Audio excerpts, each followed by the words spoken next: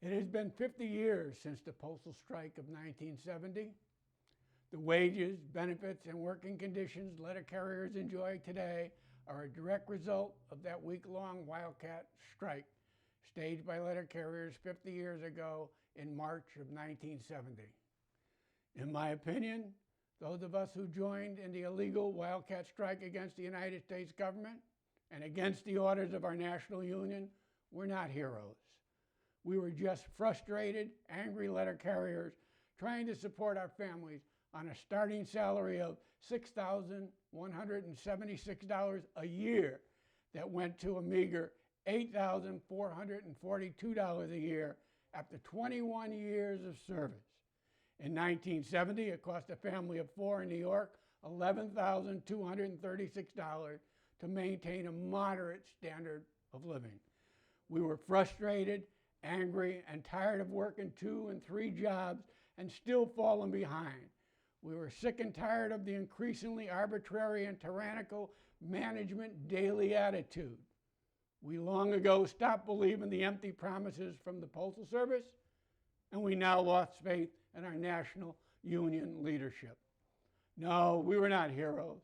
We were just working men and a few women with families to feed who were being treated like second-class citizens with no right to strike, for federal law prohibited strike against government, imposing a $1,000 fine and/or 1 year and a day in jail, and no right to bargain with our employer. We were being increasingly bullied at work, lied to, and then ignored by the politicians in Washington, and being jerked around by our own national union officers.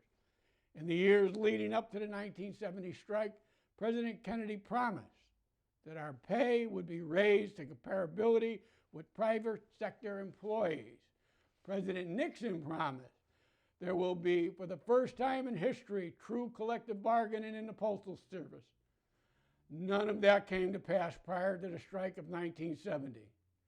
As columnist James Reston wrote in March of 1970, the President and the Congress did not recognize the legitimate grievances of the mailmen in time. They trifled with them and they played politics with them.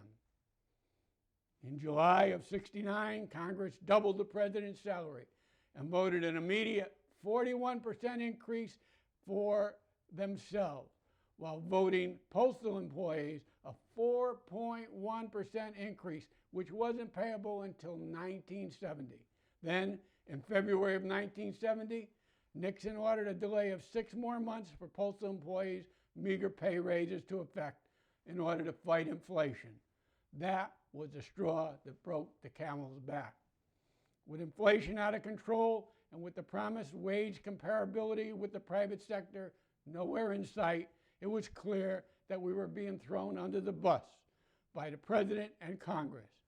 And with NALC President Rademacher's controversial Cool It open letter to the membership on June 17, 1969, that urged us not to take any drastic action, and with Rademacher making a secret deal with Nixon in December of '69 that would have provided us with a 5.4 wage increase in 1970, we knew our union leadership was completely out of touch with the dues-paying membership. It was time for the members to take control of their own destinies. Enough was enough. On March 17th of 1970, New York Branch 36 voted to strike. On March 18th, no letter carriers reported for duty in New York City, Long Island, and sections of New Jersey.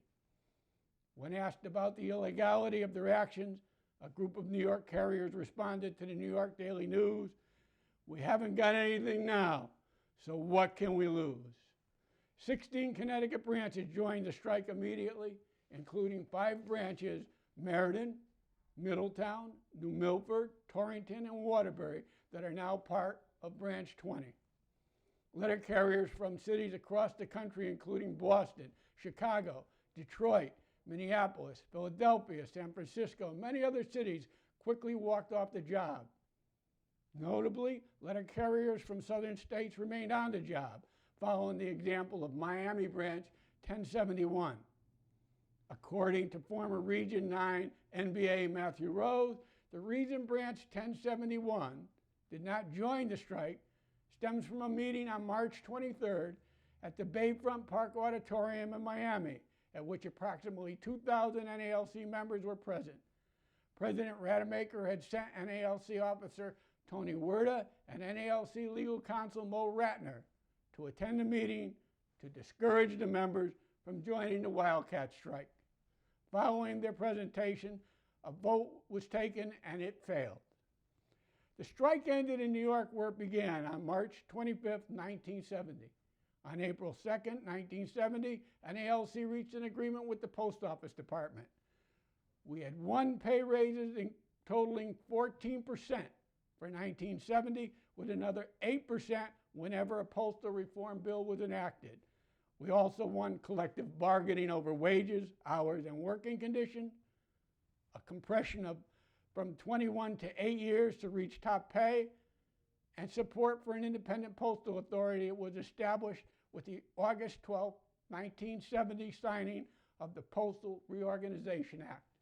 Make no mistake about it, it was the brave actions of the letter carriers who went on strike against all odds in March of 1970 that changed the Postal Service and the NALC for the betterment of letter carriers forever.